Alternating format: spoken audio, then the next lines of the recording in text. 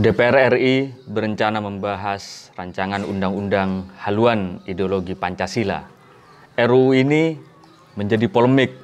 Banyak pihak yang berkeberatan dengan rencana tersebut, baik di pusat ataupun di daerah.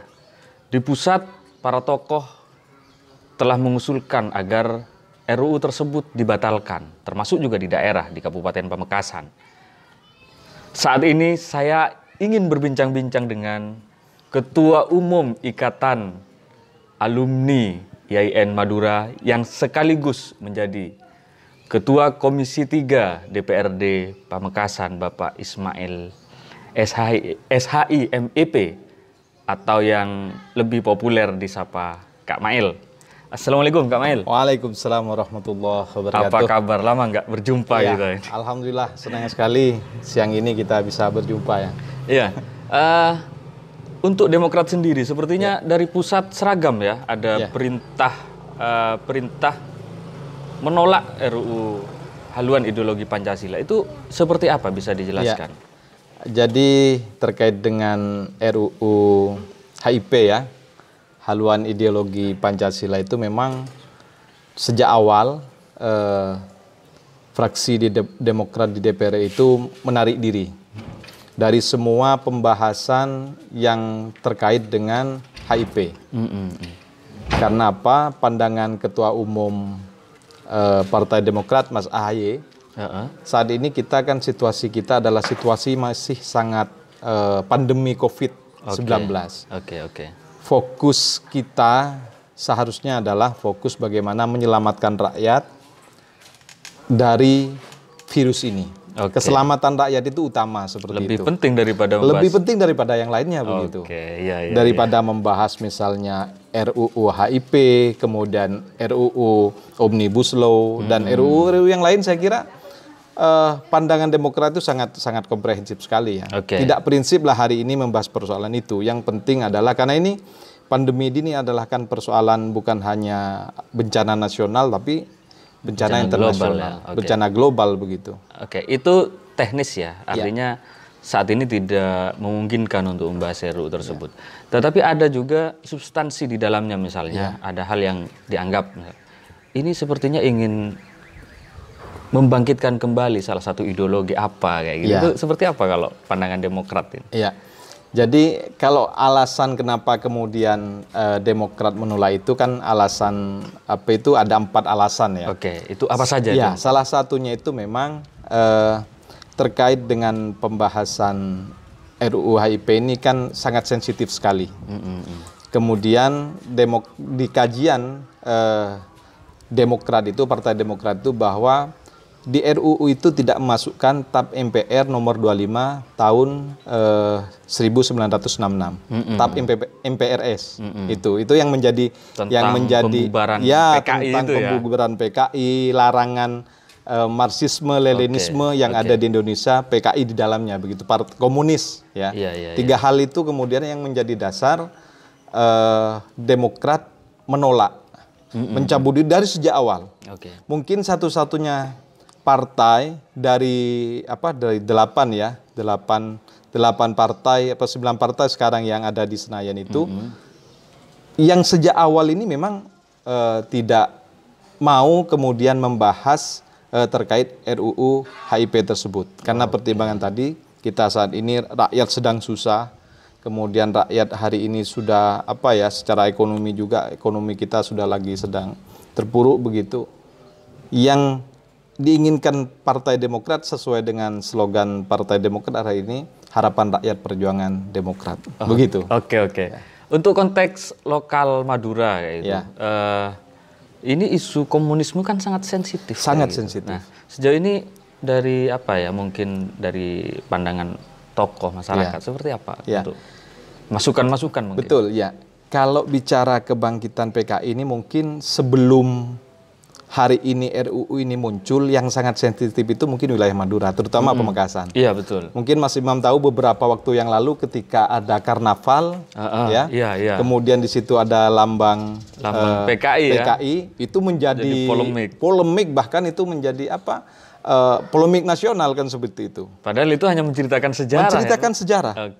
kemudian setelah itu beberapa waktu setelah itu kita tahu bahwa ada ada lambang Palu Arit yang disemprot di beberapa titik. Ada di jembatan, bahkan ada di di masjid itu di daerah. Termasuk baru-baru ini di Sampang kayaknya ditemukan bendera. Betul. Itu kemudian yang menjadi polemik yang luar biasa. Karena apa? Saya melihat memang seperti yang saya sampaikan tadi, 4 alasan dari Partai Demokrat itu, salah satunya ini memang sejarah kebangkitan sejarah komunis ini menyakiti dan melukai umat Islam.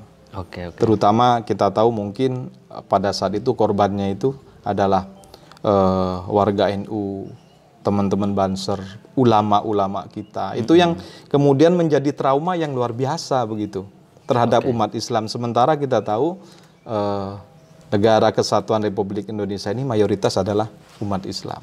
Kenapa kemudian membangunkan macan yang tidur kan begitu. Memori sejarah itu masih belum hilang. Masih belum hilang. Itu sangat pahit sekali dirasakan oleh umat Islam. Makanya ketika ormas-ormas ketemu bersatu, Majelis Ulama Indonesia kemudian berfatwa, Muhammadiyah, kemudian Nahdlatul Ulama, ormas-ormas yang lain bersatu, ini sudah luar biasa seperti itu. Ini akan muncul nanti gerakan-gerakan bukan hanya di tingkat pusat, tetapi dari sangat bawah sampai ke pusat ini. Artinya ini dikhawatirkan terjadi gerakan sosial, gerakan massa yang menolak kayak gitu RUU ini. Kita melihatnya seperti itu. Ini sekarang sudah muncul kemarin di mana? Di Jogja ya. Kemudian kemarin juga Jakarta juga sudah mulai muncul ini. Kemudian ormas-ormas seperti Pemuda Pancasila, teman-teman Ansor juga. Ini kayaknya kalau urusan ideologi ini sudah menyatu begitu. Iya. Jadi ini sudah tidak boleh diotak-atik lagi kan begitu. Ini. Ini sikap dari fraksi misalnya dari Demokrat sendiri akan dibawa nggak ke misalnya paripurna DPRD Pamekasan, memberikan masukan ke DPR RI atau seperti apa? Iya. Jadi kebetulan besok ini ada ada temu kebangsaan webinar yang dilakukan oleh pengurus DPP Partai Demokrat bicara khusus terkait dengan RUU HIP ini. Besok insya Allah jam 4 ya. Itu sampai selesai begitu. Ini memang khusus bicara terkait itu. Terkait dengan persoalan HIP ini. Karena ini ketersinggungannya kalau kita baca tweetnya Pak SBY itu. Ini sangat sensitif sekali begitu. Bicara terkait dengan persoalan haluan ideologi Pancasila ini. Karena di rumusan RUU itu jelas itu ada Ekasila, ada Trisila seperti itu. Yang menurut hemat kami bahwa itu sudah tidak bisa diperas-peras lagi lah kira-kira begitu. Karena itu konsensus founding fathers kita, tokoh ulama, para kiai kita itu ketuhanan yang Maha Esa itu sudah merupakan konsensus yang di beberapa media Pak Syarif Hasan menjelaskan kan kalau Trisila dan Ekasila ini ketuhanan yang Maha Esanya justru hilang. Hilang. Berkebudayaan jadi diubah berkebudayaan begitu. Jadi gotong royong. Jadi gotong royong begitu. Sementara kita tahu Indonesia ini adalah mayoritas umat Islam begitu. Nah, kira-kira apa saran kepada DPR RI? Termasuk juga kepada pemerintah pusat dalam konteks ini? Iya. Saya kira lebih fokus ya hari ini kita bicara bagaimana menjaga keselamatan rakyat, itu satu. Kemudian yang kedua, bagaimana caranya memulihkan ekonomi masyarakat. Daripada kemudian berbicara tentang hal-hal yang fundamental yang selama ini umat Islam ya, kita ini kan berbagai macam suku, bangsa, ras, agama segala macam. Kalau masih mengotak-atik persoalan ini akan memunculkan persoalan sosial di masyarakat yang tidak akan pernah selesai begitu. Ada kekhawatiran nggak misalnya ini akan benar-benar bangkit kayak gitu? Ya, kalau kita melihat beberapa media sosial ya, di beberapa pemberitaan, ini sepertinya kalau menurut hemat kami, kemudian kalau kita sempat juga menyimak apa yang dikatakan oleh mantan Pangap ya, Pak Gatot Nurmantio, ini bisa sangat berpotensi. Kalau misalnya contoh ada ibu-ibu pakai kaos yang bergambarkan Palu Arit, itu dianggap sudah sudah biasa seperti itu, dianggap tren kan begitu. Kemudian ada anak-anak muda. Itu salah satu kemunculan itu. Dan kalau kita pernah mendengarkan wawancaranya salah satu anggota DPR RI yang dari PDI Perjuangan, Ibu Cipta, siapa itu yang dari PDI itu ya, bahwa urusan ideologi ini kan tidak bisa kemudian dibunuh kan, seperti itu bahasanya. Betul. Ya, bahkan hari ini ada jutaan anak ideologis bahasanya kan begitu, orang-orang yang masih ideologisnya dalam tanda kutipnya ideologi PKI gitu. Ya, itu yang kita sering mendengar video yang pada saat wawancara. Jadi kekhawatiran ini saya kira kekhawatiran yang sangat wajar, apalagi kemudian dirumuskan dalam sebuah bentuk RUU seperti ini. Ini sangat sekali meresahkan begitu. Oke, tetapi tidak boleh ya kemudian masyarakat walaupun menolak membabi buta, membangun gerakan massa dan lain sebagainya. Intinya kita berharap bahwa jangan kemudian ini menjadi kalau kita lihat sejarah-sejarah di beberapa negara itu kan awalnya ini memang dibenturkan dengan hal-hal seperti ini. Kemudian terjadi chaos, perang saudara dan lain semacamnya. Karena orang kalau sudah bicara ideologi ya mesti takbir kan begitu. Ini yang sangat sensitif sekali. Makanya kita mudah-mudahan kita berdoa sajalah kepada Allah, semoga bangsa kita Indonesia itu damai, aman, kan seperti itu. Harapan kita bersama begitu. Mungkin ada closing statement dari Ismail seperti apa? Ya. Jadi terkait dengan RUU haluan ideologi Pancasila ini, mungkin harapan kita bersama lebih baik ini tidak lagi menjadi pembahasan, bahkan ini dicabut. Dicabut.